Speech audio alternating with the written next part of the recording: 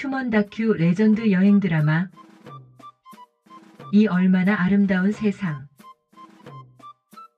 걸어서 저 하늘까지.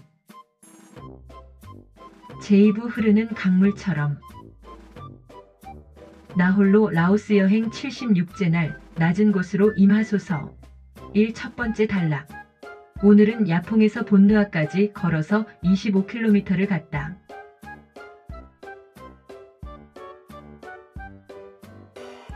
오늘따라 발바닥의 통증이 유난히 아프게 느껴지고 있다. 평소보다 먼 거리도 아니고 도로 사정도 아스팔트 길이라 괜찮은 편이지만 다만 하루 종일 내리막길로만 이어진 도로를 걷다 보니 여느 날에 비해 피로와 통증이 상당히 가중되고 있는 것 같았다. 그렇게 가다 서다를 계속 반복하고 있었다. 그동안의 경험으로 볼 때 적당히 오르고 내리는 길을 걷는 것이 체중 쏠림의 균형을 잡을 수가 있었는데 온종일 마냥 내리막길로만 걷다 보니 특히 발바닥 앞부분의 엄지발가락 등의 피로도가 집중되고 있는 것이 문제였다.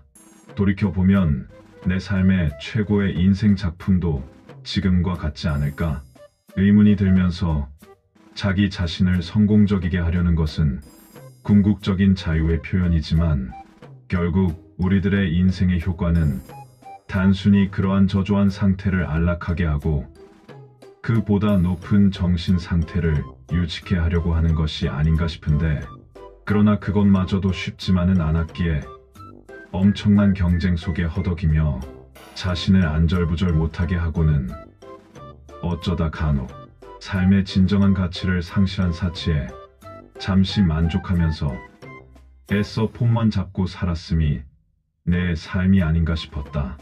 그러한 지배와 복종 등 삶의 방식에 따른 사치의 격차는 다른 행복의 만족에 의해 균형을 이루고 있음이란 것들로 지금 내 앞에 놓인 산들 역시 정상까지 언제나 오르는 오르막만 있는 것이 아니라 분명 정상에서 내려가는 내리막도 있음을 보여주고 있는 것이었다. 언제 내가 내리막에 서게 될지를 모르고 정상에서의 흥청망청은 실로 한치 앞도 모르는 눈뜬 봉사였음이 틀림없음이었는데, 산을 아무리 잘 올라왔어도 잘 내려가질 못한다면 산을 오를 때의 피로는 고사하고 자칫 굴러 떨어져 형태도 없이 추락하거나 주저앉아 그 자리에서 돌이 되기 십상이라는 것이다. 인생은 어차피 오르고 나면 당연 내려가야만 하는 균형 속에서 존재하기에 가장 현명하게 잘 내려갈 수 있음을 위해 언제나 지혜와 힘이 비축되어 있어야 한다는 것이 삶의 후회를 최소한으로 줄일 수 있음이란 것이었다. 그렇게 지금 여행을 하면서 마주치는 모든 산들은 내가 오르고 내림에 한치의 오차도 없는 그러한 삶의 방정식을 보여주고 가르쳐주고 있음이었다.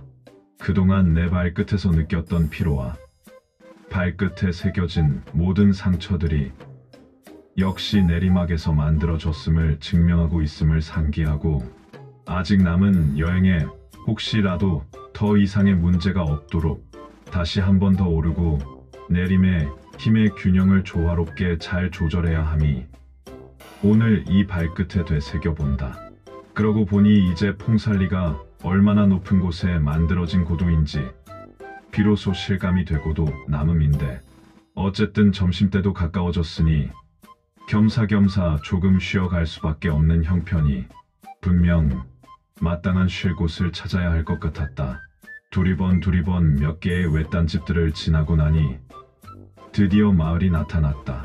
내리막 도로에 길게 연결된 마을이었는데 바로 집 뒤로는 낭떠러지가 아찔하기만 하여 보기만 해도 멀미가 날 지경이었다. 한데 문득 무슨 연유에서 저렇게 위험한 곳에 집을 짓고 살고들 있는지 아리송했다. 정말 쳐다보기만 해도 현기증이 날 정도였는데 단지 가까이에서 도로와 샘물이 나온다는 것 밖에는 여기서 살아야 할 이유가 전혀 없는 것 같은데 도무지 나로선 이해할 수 없는 풍경이었다. 이윽고 작은 구멍가게가 보이길래 잠시 쉬어 가기로 하고 음료수 하나를 달라고 하며 문지방에 걸터 앉았다. 그런데 집 안에는 조그만 꼬마 녀석들이 옹기종기 모여 앉아선 왕방울만한 눈들로 호기심 가득 라오스의 웬 카우보인가 싶은 눈빛으로 다들 보고 있었다.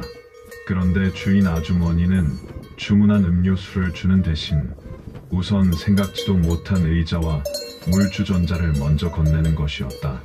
그냥 보기에도 내가 지쳐 보였던 것이 확실. 사실 음료수보다 물이 더 절실했던 내 마음을 다 읽은 듯 싶은 친절함이었기에 고맙게 받아들였다.